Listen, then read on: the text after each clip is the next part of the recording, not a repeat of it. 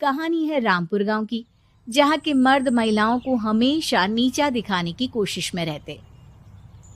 अरे अभी तक खाना नहीं आया, क्या मुझे एक और शादी करने की जरूरत है? नहीं जी नहीं, ऐसा मत करना, वरना मैं कहाँ जाऊंगी। खाना लेकर मैं अभी आई जी। गांव की पंचायत में भी फैसले हमेशा औरतों के खिलाफ ही रहते। मैं जो फैसला सुनाता हूँ वो भगवान की आज्ञा होती है। इस लड़के ने अपने मन से शादी करके अच्छा नहीं किया। लड़के को घर भेज दो और इसकी शादी इसकी जाति की किसी लड़के से करवा दो, लेकिन ये लड़की, इसे तो गांव के बाहर निकाल दो। नहीं नहीं जमींदार साहब, ये क्या बोल रहे हैं? ऐसा नहीं हो सकता। मेरी बेटी मासूम है, इसे अच्छे बुरे की समझ नहीं है। अरे कहाँ जाएगी ये बेचारी? कहाँ जाएगी? इतनी चिंता है तो पूरे परिवार का गांव निकाला कर देते हैं। बेचारे पूरे बसे बसाए परिवार को गांव छोड़ना पड़ता है। चाहे जो हो, अगर बेटियों को कंट्रोल नहीं कर सकते तो गांव में रहने का कोई मतलब नहीं है। यहाँ औरतों को दब कर रहना होगा। कोई भी अपने हिसाब से कुछ नहीं कर सकता, सब ईश्वर की मर्जी से ही होगा। तभी गांव का एक आदमी दौड़ा दौड़ा आता है। सरपंच साहब, जमींदार साहब, वो कालिया है ना, उसकी बेटी पढ़ने के लिए शहर जा रही है। अच्छा, ये कब हो गया? और कालिया की हिम्मत कैसे हो गई ऐसा करने की? लेकर आओ उसे और उसकी बेटी को।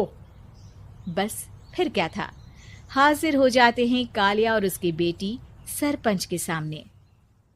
अरे कालिया, ये क्या सुनने में आ रहा है? बेटी को इंजीनियर बना रहा है तू? और ये बता, गांव में तो स्कूल नहीं है, फिर कहां से इतनी क्लास पास कर गई तेरी बेटी? राधा, जो कि कालिया की बेटी है, उसे लगता है कि सरपंच उसकी तारीफ कर रहे हैं। सरपंच जी, मैंने ऑनलाइन पढ़ाई की है, डिस्टेंस लर्निंग से। सभी में मैंने अच्छे नंबर पाए हैं, जिसे देखते हुए शहर की इंजीनियरिंग कॉलेज में मुझे स्कॉलरशिप मिली है। वाह जी वाह, क्या होती है ये? पहले तो ये बताओ, फिर आगे की बात करते हैं। पूरा गांव राधा की बात सुन रहा था और राधा बोलती जा रही थी। तो ऐसे मैं फ्री में एक अच्छी शिक्षा लेकर गांव में जो कुछ परेशानियां हैं, जैसे बिजली, पानी और इंटरनेट जैसी समस्याओं के लिए काम करूंगी। मैं गांव को शहर से जोड़ने के लिए पुल का निर्माण करवाने का प्रस्ताव रखूंगी। मुझे पूरी उम्मीद है कि जल्द ही हमारा गांव भी तरक्की की राह पर चल पड़ेगा। राधा की बात सुनकर सारे गांव वाले ताली बजाने लगते हैं। सरपंच को समझ नहीं आता कि वो क्या करे। चुप रह नादान लड़की, गांव के खिलाफ जाने के लिए तुझे गांव से बेदखल कर दिया जाएगा, वो भी पूरे परिवार के साथ। और हाँ, अगर ठीक से गांव में रहना चाहती है तो ये पढ़ाई लिखाई छोड़ दे। हम तेरे लिए गांव का कोई होनहार लड़का देखेंगे। तभी गांव का एक आदमी बोल पड़ता है। अरे नहीं नहीं सरपंच जी, राधा बिटिया जो बता रही है, अगर वैसा हो जाए तो हम लोगों को पैसा कमाने के लिए बाहर नहीं जाना पड़ेगा। हाँ जी, और ना ही कोसों दूर पानी के लिए भटकना पड़ेगा। हमारे बच्चे भी अच्छी पढ़ाई कर सकेंगे और आगे बढ़ेंगे, ना कि हमारी तरह खेती करते बैठेंगे। क्यों गांव वालों, राधा बिटिया का साथ देना चाहिए ना। सरपंच देखता है कि गांव राधा के साथ है तो वो चुप हो जाता है। वो घर आकर अपने सलाहकार से बात करता है, जो बहुत ही चालाक किस्म का इंसान होता है। अरे सरपंच साहब, आपको बहुत ही होशियारी से काम लेना पड़ेगा। एक बार गांव तरक्की कर गया, यहाँ के बालक पढ़ लिए तो कोई ना पूछेगा आपको। और फिर ये जो बेटा और बेटी है ना आपके, इनको भी आम लोगों की तरह ही जीवन जीना होगा। हाँ, लेकिन करे तो क्या करे? वो ना आप मुझ पर छोड़ दीजिए, बस मैं जैसा बोलूं करते जाइए। अगले रोज सुबह जब गांव वाले सोकर उठते हैं तो राधा के घर के बाहर और साथ ही वो लोग जिन्होंने राधा का सपोर्ट किया था, उनके घर के आगे लाल रंग से कल आऊंगी लिखा होता है। कल आऊंगी, यह क्या होता है? अरे यह तो खून से लिखा है, लगता है कोई भूत प्रेत या चुड़ैल का साया है। चलो सरपंच जी के पास चलते हैं। सभी सरपंच के पास जाकर उसे सारी बात बताते हैं। अरे ये तो बड़ी मुश्किल की बात है। चलो मैं एक बाबा को जानता हूँ, उन्हें बुला लेता हूँ। सरपंच बाबा को लेकर गांव के घर के बाहर जाता है। ओहो, तो ये वो चुड़ैल है जो उन लोगों को निशाना बनाते हैं जो गांव को बदलने का सपना देखते हैं। वो गांव को ऐसे ही संपन्न देखना चाहती है, वो नहीं चाहती कि कोई बाहरी यहाँ का कायाकल्प करे। क्या तुम लोगों में से किसी ने गांव को बदलने की सोच रखी है? तभी राधा की माँ रोते रोते आती है। मेरी राधा घर से गायब हो गई है। अरे कोई तो बचाओ, मेरी बच्ची कहाँ गई?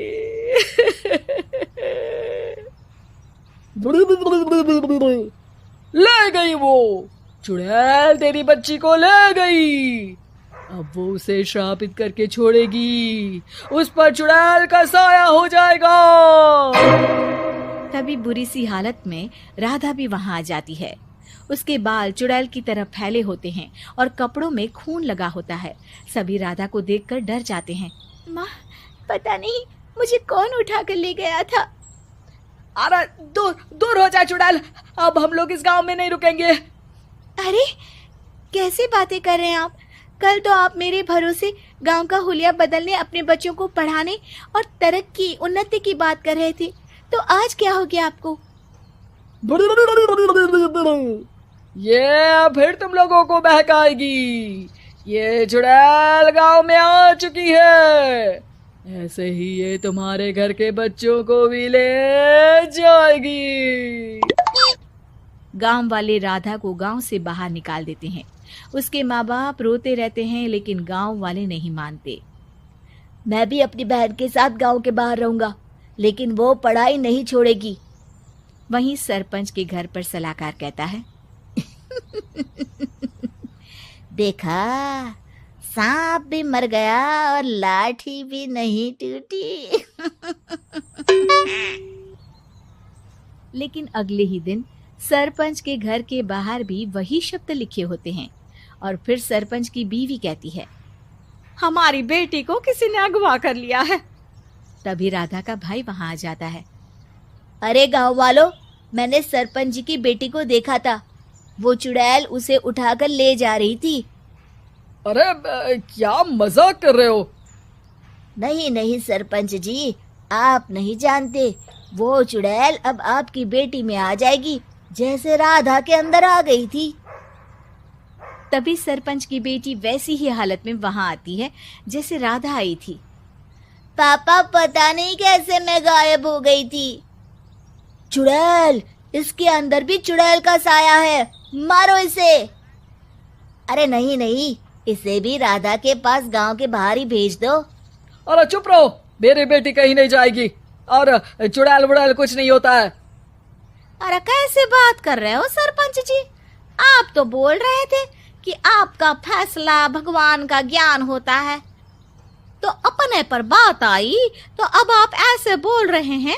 अरे ना ना ना, आपको अपनी बेटी को त्यागना ही होगा। अरे बुलाओ बाबा को। राधा का भाई बाबा को ले आता है, जिसे अब गांव वालों के डर के कारण सच बोलना पड़ता है। मैं कोई बाबा नहीं हूँ, मैं तो मोची था। ये सलाहकार महोदय ने मुझे कहा था एक्टिंग करने को।